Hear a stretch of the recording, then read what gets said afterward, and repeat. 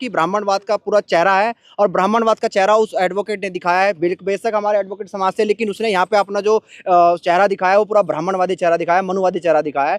मैं खुद एक ब्राह्मण हूँ, एडवोकेट डी के पाठक मेरा नाम है, लेकिन गवई साहब मेरे लिए गुरु के तुल्य हैं। मैं उनके चरण छूता हूँ, जब भी निकलते हैं तो मेरा सर अपने आप झुक जाता। ठीक है। और धर्म का अपमान जो बताया जा रहा है, आप कोई ऐसा कुछ नहीं है। सीजेआई खुद एक हिंदू है, आप कैसे कह सकते हैं? Sir B R. गवई साहब तो बौद्धिस्ट हैं, उनकी माताश्री ने भी क्लियर किया है बकायदा कि मेरे पति ने हिंदू धर्म नहीं अपनाया। ये सब इस मामले को अभी ठंडा नहीं करेंगे, अभी ठंडा हो जाएगा या फिर मीडिया में कुछ बात नहीं दी, ये मामला सड़क से लेकर संसद तक जाएगा। नमस्कार, जनता लाइव देख रहे हैं आप और मैं हूँ आपके साथ पूजा। और इस वक्त ये जो तमाम वकीलों की एक तरह से आप कह लीजिए फौज आप देख रहे हैं, ये यहाँ सुप्रीम कोर्ट में है और ये उस मुद्दे को लेकर हैं जो अभी हाल एक कुछ घंटे पहले ही यहाँ घटित हुई है। CJI B R. गवई जिन पर की जूता फेंकने की कोशिश की गई है और इस वजह से, क्योंकि उन्होंने जो खजुराहो में जावेरी मंदिर का मामला था उस पर टिप्पणी की थी और उसके बाद से लगातार उन पर ये आरोप लगाए जा रहे थे कि उन्होंने सनातन का अपमान किया है और लोगों की जो धार्मिक भावनाएं हैं उसको ठेस पहुंचाई है। अब उसी को लेकर जो एक वरिष्ठ अधिवक्ता हैं सुप्रीम कोर्ट के, उन्होंने ये प्रयास किया, हालांकि उन्हें सुरक्षा कर्मियों ने रोक लिया और उसके बाद उन्होंने नारे भी लगाए कि सनातन का अपमान नहीं सहेगा हिंदुस्तान। तो ये जो तमाम लोग हैं इनसे एक एक करके बातचीत करते हैं और समझने की कोशिश करते हैं कि कैसे ये देखते हैं और इनकी क्या प्रतिक्रिया है इस पूरे मामले पर। सर आपका नाम? Advocate K P. सिंह। हाँ। मैं जो ये प्रकरण हुआ है इसकी निंदा करता हूं, लेकिन हमारे देश में सामाजिक व्यवस्था के तहत मनुस्मृति लागू है और दूसरी तरफ संविधान लागू है। संविधान को ना मान करके लोग मनुस्मृति को फॉलो कर रहे हैं। मनुस्मृति में ये जो वर्ण व्यवस्था के तहत जो लोगों के काम बटे हुए थे वो इस एजुकेशन के बल पर सीजेआई चीफ मिनिस्टर बन रहे हैं, तो इनसे ये देखा नहीं जा रहा। जबकि इन्हें जो है ना, जैसे अमेरिका में गोरे और काले का जो भेद था उसे दूर करके सबको एक मुख्य धारा में ला करके उसे मजबूत किया गया। लेकिन भारत के कुछ लोग जो नाम तो सनातन परंपरा का ले रहे हैं, लेकिन जो ये मनुस्मृति मानने वाले लोग हैं, जो ब्राह्मणवाद के पोषक है, जो केवल अपने को सुप्रीम मानते हैं, दूसरे को सम्मान नहीं देना चाहते। जबकि ये देश सम्मान से चलेगा, किसी का अपमान करके आज तक किसी को नहीं मिला कुछ भी। ये हेडलाइन बन सकती है, कुछ दिन रह सकता है, लेकिन ये एक इतिहास में काला धब्बा के रूप में दर्ज किया जाएगा। इस व्यवस्था के लोग ही तो सुप्रीम कोर्ट का चीफ जस्टिस बनाने वाले और इसी व्यवस्था में इसी देश के लोग अपमान करने वाले, दोनों तरफ, एक तरफ सम्मान एक तरफ अपमान, ये नहीं चलेगा। इससे हमारे देश की स्थिति कमज़ोर होगी और कमजोरी का फायदा जैसे इतिहास में लोगों ने उठाया है, विदेशियों ने उठाया है, लेकिन हम इस बात को समझेंगे और अपने आप को बाबा साहब के आदर्शों पे चलकर, मान्यवर काशी राम के आदर्शों पे चलकर इस देश के हुक्मरान समाज बनेंगे और जो ये मानवतावाद की व्यवस्था है उसे लागू करेंगे, जो मनुवाद की व्यवस्था है उसे ध्वस्त करेंगे। लेकिन नारा लगा सर कि नहीं सहेगा हिंदुस्तान सनातन धर्म का अपमान, इस तरीके के नारे कोर्ट रूम में इस तरीके से लग रहे हैं, जूता फेंका जा रहा है। भारतीय संविधान के अनुसार हमारे देश का नाम भारत है, हिंदुस्तान नहीं है। हिंदुस्तान कहकर ही तो ये मनुवाद की जो संस्कृति है वो हिंदुस्तान कहते हैं कि भारत जो है वो हिंदुओं का है और हिंदुओं में भी ये मूल निवासी को हिंदू नहीं मानते। जो मार्जिनलाइज पीपल है उन्हें हिंदू नहीं माना जाता है। हिंदू में केवल 3 वर्ण आते हैं, ब्राह्मण, क्षत्रिय और वैश्य, और शूद्र भी हिंदू वर्ण व्यवस्था में नहीं आते। और यदि इनसे आप मनुस्मृति को पढ़कर देखेंगे, काम के आधार पर विभाजन था, आज ये लोग वही देख रहे हैं। ये सनातन का अपमान नहीं है, इन्हें ये लग रहा है कि ब्राह्मण की जो सुप्रीमेसी है उसे चैलेंज किया जा रहा है और इस चुनौती को ये स्वीकार करने के लिए तैयार नहीं है। लेकिन ये वर्ग, इनका मनोबल इतना बढ़ चुका है, लेकर के सीएम और पीएम तक ये पहुंचेंगे और इस मानवतावादी व्यवस्था को, बैर से कभी बैर शांत नहीं होता, हमेशा बैर से बैर को शांत किया जा सकता है। इसका बदला यही होगा कि हम इससे और मजबूत होकर के उभरें और जो इन्होंने किया है इनके साथ मानवता का व्यवहार करें, ताकि इन्हें रियलाइज हो कि इनमें और हम में क्या फ़र्क है। भारत हमारा है, सबका भारत है, चाहे यहाँ किसी जाति, किसी धर्म, किसी प्रांत के लोग हो, किसी भाषा के लोग हो। डाइवर्सिटी का जो सिद्धांत है हम उसे फॉलो करते हैं और इस प्रकरण की निंदा करते हैं। आप क्या कहेंगे सर कि आप लोग विरोध करने के लिए इस तरीके आगे से क्या कैसे कुछ विरोध कर करेंगे रहे हैं? आप लोग? मैं पहले बता देना चाहता हूं कि जिस तरीके से जस्टिस बी.आर. गवई के साथ ये जिस तरीके से घटना हुई है और वो भी कोर्ट रूम के अंदर, मैं समझता हूँ कि ये दलित समाज के लिए ब्लैक डे है। और आप ये देखो कि आज तक किसी भी चीज के साथ इस तरीके से करते नहीं हुआ है जिस तरीके से उन्होंने किया। ये पूर्ण रूप से एक तरीके से आप समझ सकते हो कि ब्राह्मणवाद का पूरा चेहरा है, और ब्राह्मणवाद का चेहरा उस एडवोकेट ने दिखाया है। बेशक हमारे एडवोकेट समाज से, लेकिन उसने यहाँ पे अपना जो चेहरा दिखाया वो पूरा ब्राह्मणवादी चेहरा दिखाया, मनुवादी चेहरा दिखाया है। तो इस जो कृत्य की हम भर्त्सना करते हैं, और मैं आपके चैनलों के माध्यम से बता देना चाहता हूँ कि इस मामले को अभी ठंडा नहीं करेंगे, अभी ठंडा हो जाएगा या पे मीडिया में कुछ बात नहीं दी। यह मामला सड़क से लेकर संसद तक जाएगा, और इस मामले की हम पूर्ण रूप से निंदा करते हैं। और पूरा एडवोकेट समाज और पूरा दलित समाज और पूरा बहुजन समाज हम जस्टिस बी आर गवई के साथ कंधे से कंधा मिला खड़े हैं कि जो ये इनकी योजना थी, जो ये मनुवाद की जो प्रकाष्ठा थी, जो ये इन्होंने सनातन की जो इन्होंने बात की कि सनातन का अपमान नहीं सहेगा हिंदुस्तान। पहली बात तो आप कौन सनातन धर्म की बात करते हो, जिस सनातन धर्म में आज उस अछूतों की कोई वैल्यू नहीं थी, जो आज एक अछूत आज जो चीफ जस्टिस बनकर बैठ गए, चीफ जस्टिस बनकर बैठ गए और वो फैसला दे रहे हैं। क्या उन्होंने गलत कहा कि विष्णु के अगर अंदर शक्ति है कि भाई आर्टिकल 51 में अगर हमें पावर है, हम कोई भी ढोंग या कोई भी जो अंधविश्वास नाम की चीजें हम उसके खिलाफ बोल सकते हैं। लेकिन इस तरह की बात करना, अगर जस्टिस बी आर गवई ने बात कही है कि विष्णु में अगर ताकत है, विष्णु भगवान में अगर शक्ति है, तो वो अपना कंस्ट्रक्शन खुद कर सकते हैं। उसमें मामले को आप सुप्रीम कोर्ट में क्यों ला रहे हैं? लेकिन ये सुप्रीम कोर्ट में लाने का मामला जो इस समय है, जो आपने देखा होगा कि तमाम ये मोनूमेंट्स को लेकर ये तमाम के वहाँ पर ये देखते हैं कि वहाँ मस्जिद के नीचे मंदिर है, लेकिन अगर मस्जिद के नीचे मंदिर है तो मंदिर के नीचे में मैं बता दूं बौद्ध विहार है। और सारे पूरा भारत के अंदर जितने भी ये मोन्यूमेंट तोड़े जा रहे हैं उनके सबके नीचे बौद्ध विहार है। अब ये देखना कि समझने वाली बात है कि आज पहली बार कोर्ट रूम के अंदर, सुप्रीम कोर्ट के अंदर, जो कहते हैं ना कि सर्वोच्च न्यायालय, भारत का सर्वोच्च न्यायालय के उसके अंदर चीफ जस्टिस के ऊपर जूता फेंकने जैसी मानसिकता, ये किस तरह के लोग हैं? आप ये समझ लिए कि जिस तरीके से आप वो जूता फेंकने की प्रक्रिया है, वो बिल्कुल भी उन्होंने प्रोटोकॉल मैनेज नहीं करा। प्रोटोकॉल अगर मैनेज करते, अगर उनके अंदर ये भावना होती कि वो चीफ जस्टिस है, हम यहाँ पे प्रैक्टिस करते हैं, कोर्ट रूम के अंदर एक डेकोरम होता है बार और बेंच का, उन्होंने तो बिल्कुल नहीं समझा। यानी कि उसके पीछे कहीं ना कहीं मैं मानता हूँ कि पॉलिटिक्स है।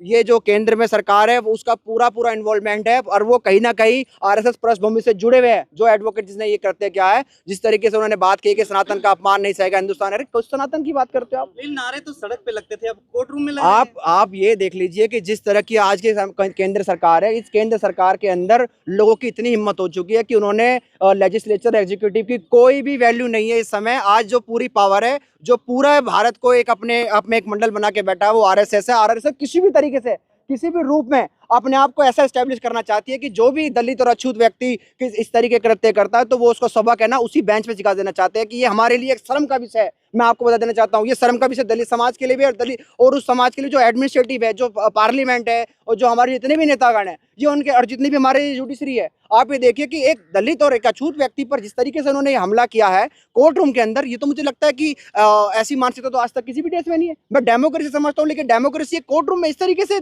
बार और बेंच का ये रिलेशनशिप हो गया। धर्म का अपमान हुआ ना, लेकिन धर्म का अपमान हुआ है तो आप उनको किस तरीके का अपमान समझ रहे हो? आप, उन्होंने तो सीधी बात की साइंटिफिक बात की है। जस्टिस बी आर गवई अगर साइंटिफिक बात करते हैं तो आपको लगता है कि धर्म का अपमान हो रहा है। ये धर्म का अपमान कैसे हुआ? ये तो साइंटिफिक बात करिए कि अगर विष्णु में अगर ताकत है तो विष्णु जी खुद उसका कंस्ट्रक्शन कर सकते हैं, वहां पे खुद अपनी पावर दिखा सकते हैं, तो उसमें कौन सा अपमान है? आर्टिकल 51 हमें पावर देता है, कॉन्स्टिट्यूशन में तो हमें पावर मिली है कि हम धर्म पाखंडवाद के खिलाफ क्लियर रूप से बोल सकते हैं। लेकिन जिस तरीके से ये जूता फेंकने की प्रक्रिया, ये तो मैं नहीं समझता कि ये किसी भी डेमोक्रेसी में सोशल मीडिया पे पहले उनको भर भर के ट्रोल किया गया, धमकियां दी गई, उनके जूतों के, उनके कपड़ों के प्राइस टैग दिखाए गए कि इतने के जूते पहनते हैं। पहले सब कुछ किया गया और उसके बाद जब ये चीजों से ऊपर, अब देखिए उन पर जूते फेंकने की कोशिश भी की गई। अब इसे कैसे देखते हैं? अब आप ये देखिए कि जो हमारे भारत के प्रधानमंत्री है वो ये कहते हैं कि मैं फकीर हूँ, मैं झोला उठा के ले चलूंगा, कि मेरा तो बचपन बहुत गरीबी में बीता है। वो 10 लाख सूट पहन सकते हैं। लेकिन जस्टिस बी आर गवई, जिनके पिताजी राज्यपाल थे, जिनके पिताजी कांग्रेस पार्टी में विधायक भी रहे, सांसद भी रहे, क्या उनके बेटे जो चीफ जस्टिस है, क्या अपना इतना डेकोरम मेंटेन नहीं कर सकते कि वो जूते 70,000 के पहन सके? तो ये मानसिकता है कि आप पद तो दे देंगे, पावर नहीं देंगे। जस्टिस बी आर गवई को पद तो दे दिया लेकिन पावर नहीं दी गई। अगर पावर होती तो आज इस तरीके से हमारे जस्टिस बी आर गवई पे, जो हमारे समाज के रहनुमा है और हमारे समाज के कह सकते हैं कि हम जो डायमंड है, जो second chief justice of India बने और उन्होंने इतना अच्छा फैसले हमारे सोशल इंटरेस्ट में दिए कि SC/ST एक्ट में अब एंटीसिपेटरी बेल नहीं मिलेगी या क्लासिफिकेशन होगा इन रिजर्वेशन में। तो आप ये देख लीजिए जो दलित और वंचित समाज के प्रति उनकी क्या मानसिकता रही होंगी। और सबसे बड़ी बात वो उन्होंने रिजर्वेशन लागू करा सुप्रीम कोर्ट में, जो आज तक कोई जस्टिस नहीं कर पाया।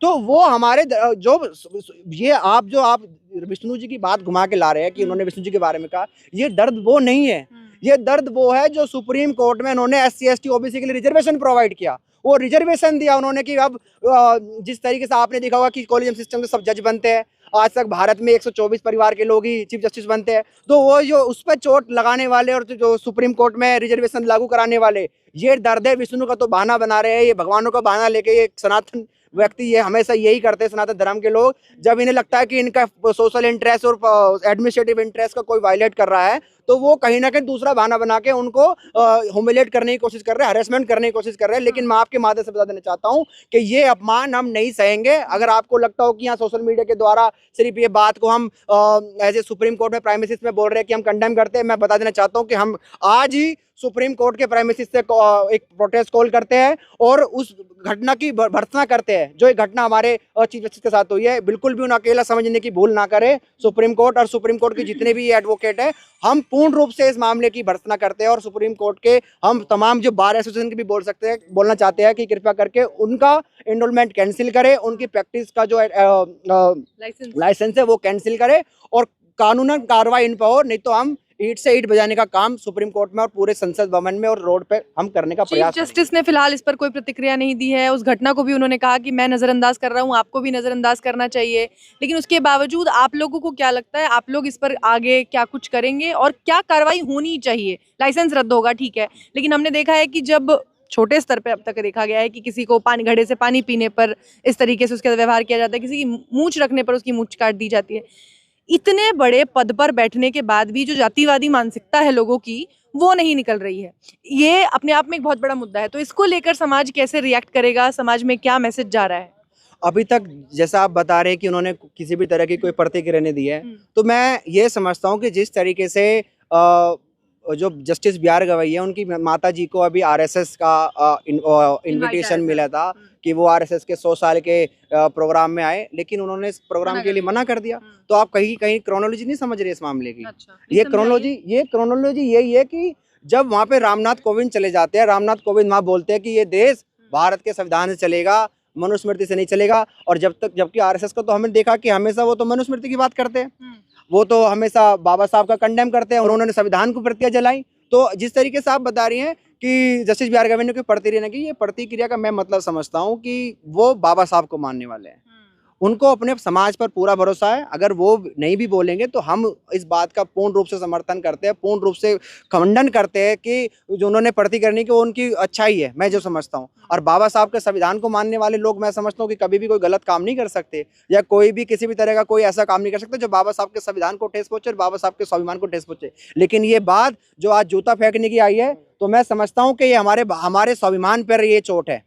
जैसे SC/ST एक्ट में अगर आपने देखा होगा कि जिस तरीके से पूरा रोड जाम किया गया था और रातों रात SC एक्ट को उन्होंने वापसी किया था, जो उन्होंने अमेंड किया था, ये मैं समझता हूँ कि अब जो जस्टिस BR गवई के लिए पूरा दलित समाज और पूरा बहुजन समाज रोड पर होगा। और आज मैं इस सुप्रीम कोर्ट के इस प्रांगण से आपको ये मैसेज देना चाहता हूँ कि जल्दी हम एक प्रोटेस्ट कॉल करेंगे और जस्टिस BR गवई की सेफ्टी के लिए भी कंसर्न रहेंगे हम, और पार्लियामेंट में भी इस सवाल को उठाने का हम पूरा प्रयास करेंगे। मेरा नाम एडवोकेट DK पाठक है, मैं SCBA मेंबर हूँ, supreme court bar association member हूँ। मेरे साथी वकील ने बहुत अच्छी बात कही, और जो भी ये इस तरीके से देखिए, जुडिशरी सबसे प्राइम पर है ना। हमारे देश की डेमोक्रेसी में 3 स्तंभ हैं, जुडिशरी है, लेजिस्लेशन है या ब्यूरोक्रेसी है। तो जुडिशरी को आत्मनिर्भर रखा गया है। तो जब हमारे चीफ जस्टिस ऑफ इंडिया की बात आएगी, तो कोई भी अधिवक्ता जो काला कोट पहन के खड़ा है वो इस अपमान को नहीं सह सकता। मैं खुद एक ब्राह्मण हूँ, एडवोकेट DK पाठक मेरा नाम है, लेकिन गवई साहब मेरे लिए गुरु के तुल्य है। मैं उनके चरण छूता हूँ, जब भी निकलते हैं तो मेरा सर अपने आप झुक जाता। उनकी इसलिए नहीं कि वो एक दलित समाज से बिलोंग करते हैं, लेकिन इसलिए कि वो एक ज्ञानी व्यक्ति हैं। उन्होंने हमें जब भी मिले तब भी हमारा मनोबल बढ़ाया। अभी हम तो एक फ्रेशर, एक न्यू री एनरोल्ड मेंबर है, लेकिन हम सपने देखते हैं कि हम एडवोकेट बनकर यहाँ पर प्रैक्टिस करने आए। तो हम चाहते हैं कि एक जो सेकुलरिज्म वाला पार्ट है वो कहीं ना कहीं लैप्स हो रहा है कहीं ना कहीं। मेरे साथी अधिवक्ता ने बहुत अच्छी बात कही, कभी भी हम चीफ जस्टिस ऑफ इंडिया का इस तरीके से कोई भी व्यक्ति होगा, काला कोट अगर हमारे शरीर पर है, हमने कोई इस तरीके की कोई चीज नहीं पहनी, हमने काला कोट पहना है, इनजस्टिस कहीं पर भी होगा, एरर ऑफ लॉ कहीं पर भी होगा, हम बोलेंगे। तो सर इसका मतलब ये कि आप ये कह रहे हैं कि इसको लेकर जो कुछ भी प्रतिक्रिया दी जाएगी दलित समाज के साथ आप भी आंदोलन करेंगे? दलित समाज क्या होता है? What does it mean by Dalit samaj? They are all, we are all from the advocacy, we are all from a family. समाज आहत है सर, जिसको अगर जिस तरीके से, मैं ये नहीं कह रही हूँ कि ब्राह्मणवादी जो सोच है इसके पीछे उसकी बात की जा रही है, तो अगर ब्राह्मणवादी ऐसी कोई सोच नहीं है, पहली बात तो इस पर हम चर्चा कर सकते हैं। ब्राह्मणवादी ऐसी कोई सोच नहीं है, सही, ठीक है। और धर्म का अपमान जो बताया जा रहा है, आप कोई ऐसा कुछ नहीं है। सीजेआई खुद एक हिंदू है, आप कैसे कह सकते हैं? Sir B R. गवई साहब तो बौद्धिस्ट हैं, उनकी माताश्री ने भी क्लियर किया है बकायदा कि मेरे पति ने हिंदू धर्म नहीं अपनाया। ये सब प्रोपेगेंडा है, हिंदू धर्म नहीं अपनाया, निकले तो सब एक ही छत्र छाया से हैं। लेकिन ये है कि वो तो एक ज्ञानी व्यक्ति हैं, बस हमारी अंत में बात ये है वो एक ज्ञानी व्यक्ति है, इस पर डिस्कशन करें ना आप। भाई हम बिल्कुल अपमान नहीं बर्दाश्त कर सकते। समय से उनको ट्रोल क्यों किया जा रहा था? उनके जूतों के रेट क्यों देखे जा रहे थे? हिंदू धर्म के हैं तो पैरों की धूल नहीं है। बी.आर. गवई साहब के लोग ये सब बी.आर. गवई साहब बहुत बड़े पद पे है, संवैधानिक पद पे है। एक चीफ जस्टिस ऑफ इंडिया जो होता है, अगर ऑर्डर ऑफ प्रेसिडेंसी की बात करी जाए तो वो चौथे नंबर का व्यक्ति होता है।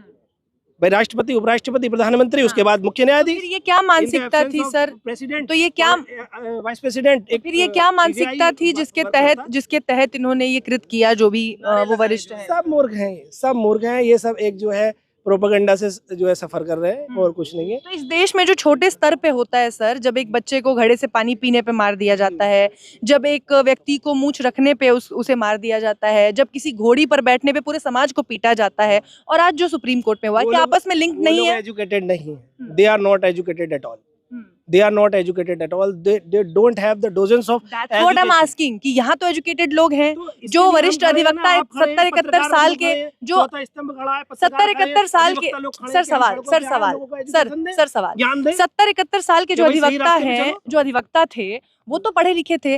ग्वालियर में जो लोग प्रोटेस्ट कर रहे हैं कि बाबा साहेब की प्रतिमा वहाँ खंडपीठ पे नहीं लगेगी, ग्वालियर खंडपीठ में, अनिल मिश्रा साहब या तमाम जो वकील हैं वो पढ़े लिखे हैं सर, संविधान की जानकारी रखते हैं, उसके बाद वो क्यों विरोध करते हैं? सवाल ये है। सब मूर्ख हैं। तो इसका मतलब शिक्षा से इसका कोई लेना देना नहीं? शिक्षा से बिल्कुल लेना देना है, उनके पास जो है प्रॉपर चैनल से शिक्षा ही नहीं आई है। इसका मतलब अगर भाई मैंने भी शिक्षा ग्रहण करी है, मैंने इंजीनियरिंग के बाद लॉ किया है, काफी टाइम मैंने कॉर्पोरेट में वर्क किया, उसके बाद LLB की, इसीलिए की कि मैं काला कोट पहन के न्याय दिलाऊंगा लोगों को। इसलिए नहीं करी कि मैं जो है कोई गलत काम करूंगा या संविधान के विरुद्ध कोई काम करूंगा। मैंने इसलिए करी कि मैं अपने जो साथी बंधु, चाहे मेरा कोई हिंदू भाई हो, मुस्लिम भाई हो, चाहे दलित समाज का भाई हो, मैं उन्हें गले लगा सकूं, उनकी पीड़ा को समझ सकूं। अब ये बताइए, इसके विरोध में आप क्या चाहते हैं कि इसके लिए क्या प्रतिक्रिया होनी चाहिए? जो भी इसके विरोध में अगर जैसे ये लोग कह रहे हैं कि हमें बुरा लगा है, हम इसका विरोध करेंगे, सड़कों पे उतरेंगे, आप जाएंगे इनके साथ? बिल्कुल जाएंगे। अगर मेरे काला कोट पहने हुए चीफ जस्टिस ऑफ इंडिया मेरे लिए भगवान है, मैं सर झुकाता हूँ उनके आगे, उनके ज्ञान के आगे सर झुकाता हूँ। जैसे मैं सुबह उठ के मंदिर जाता हूँ, अपने माता पिता के चरण स्पर्श करता हूँ, वैसे सीजेआई सर मुझे जहाँ पे भी दिखे मैं चरण स्पर्श करूँगा उनका। बहुत बढ़िया, मैं बिल्कुल जाऊँगा। आपका नाम? मेरा नाम तेज सिंह वरुण है, मैं सुप्रीम कोर्ट बार एसोसिएशन का मेंबर हूँ। और अभी जो आपने बात की, ये कुंठित मानसिकता के लोग हैं, जिन लोगों के दिमाग में आज भी फतूर है कि आज़ादी के 70-75 साल के बाद भी हम पूरी तरह आज़ाद नहीं है। समाज आज भी इस बात को लेकर के चिंतित है कि जो हिंदू धर्म की दीवारें हैं वो अब खोखली हो चुकी हैं। इनका जो मेन मोटिव था कि हम सब मिल करके या कुछ भी करके ऐसा कृत्य कर दें कि जिससे अभी चीफ जस्टिस जो हैं 26 नवंबर को रिटायर होने वाले हैं, और उससे पहले कि ये मानसिक रूप से उन्हें कमज़ोर करने वाली प्रतिक्रिया है। ये आदमी, मुझे तो डाउट है कि ये वकील भी हैं या नहीं है, या खाली शुरुआत में लेकर के इन्होंने सारी चीज़ें की हैं। ये हम बार काउंसिल से और bar council of India, bar council Delhi और बार काउंसिल ऑफ इंडिया से भी वो करेंगे कि इस आदमी का लाइसेंस कैंसिल किया जाए और आने वाले समय में ऐसी इसको सजा दी जाए कि सीख बने।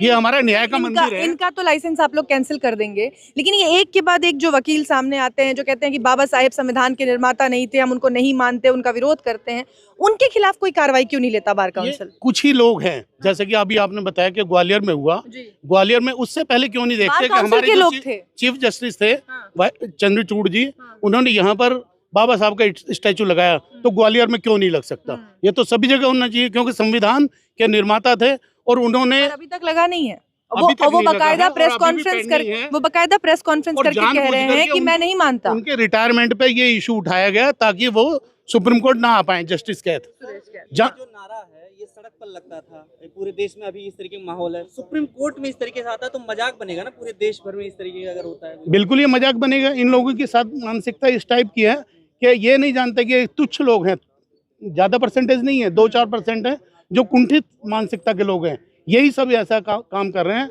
आने वाले समय में देखिए, अगर दलित यानी SC ST OBC एक हो जाए, 85% हम लोग हैं या 90% हम लोग हैं, अगर हम सब मानसिकता बना लें तो ये लोग कहीं भी नहीं टिकेंगे हमारे सामने। हम कल से ही सारा का सारा अपने संगठनों के साथ मिलकर के हम गवई जी के सपोर्ट में यहाँ पर धरना प्रदर्शन वगैरह सब शुरू करेंगे। क्यों नहीं कर सकते? हमारा आदमी अगर कहीं भी कमजोर होगा, इन्होंने सोचा कि ये न्याय का मंदिर है हमारे लिए, और हमें अगर यहाँ पर जूता चलाना है तो हमारे लिए बाकी दूसरा मंदिर भी है, हम वहाँ भी जूता चला सकते हैं, हमें कौन रोकने वाला है? ये नहीं सोचा ये जो नई परिपाटी इन्होंने सेट करने की कोशिश कर रहे हैं उसका इनके लिए विनाश का कारण बनेगी। इसका कोई लेना देना है इन चीजों से? नहीं, मोदी जी वगैरह उन लोगों को इस चीज को भी यानी करना चाहिए, प्राइम मिनिस्टर को ध्यान रखना चाहिए कि इनकी सिक्योरिटी। भाषा भी उन लोगों के नेताओं की भी ऐसी है। एक्चुअली वो चुनाव की वजह से वो हिंदू और मुस्लिम जब कर रहे हैं तो उसमें दलित को भी एक मोहरा बनाया जा रहा है कि देखिए अगर मुस्लिम के बाद में दलित को भी टारगेट किया जा सकता है, तो ये शुरुआत कर रहे हैं। इसके लिए सरकार को भी ध्यान देने की तो इस वक्त हमारे साथ सुभाष कुंडू साहब हैं। सर, किस तरह देखते हैं जो घटना हुई है आज सुप्रीम कोर्ट में और CJI BR गवई पर जूता फेंकने की कोशिश की गई है उनके एक टिप्पणी को लेकर, क्या प्रतिक्रिया आपकी? भारतीय न्यायपालिका के इतिहास में आज का दिन सबसे काला दिन है और इसको एक जुल्म जाति के रूप में देखा जाएगा। जिस देश में सुप्रीम कोर्ट का चीफ जस्टिस तक सुरक्षित नहीं है, फिर हम आम जनता के सुरक्षित होने की क्या आशा रख सकते हैं? जुल्म जाति की हद पार हो गई है, अब पानी गले तक नहीं नाक से ऊपर जा चुका है और इन चीज़ों का खुलेआम सड़कों पर विरोध किया जाएगा। क्या प्रतिक्रिया होगी आप लोगों की? आगे क्या कुछ करेंगे आप लोग? जो ये चीफ जस्टिस ऑफ इंडिया का अपमान हुआ है, इस अपमान का बदला हम शानदार तरीके से लेंगे, बहुत ही शानदार तरीके से इस बेइज्जती का बदला लिया जाएगा।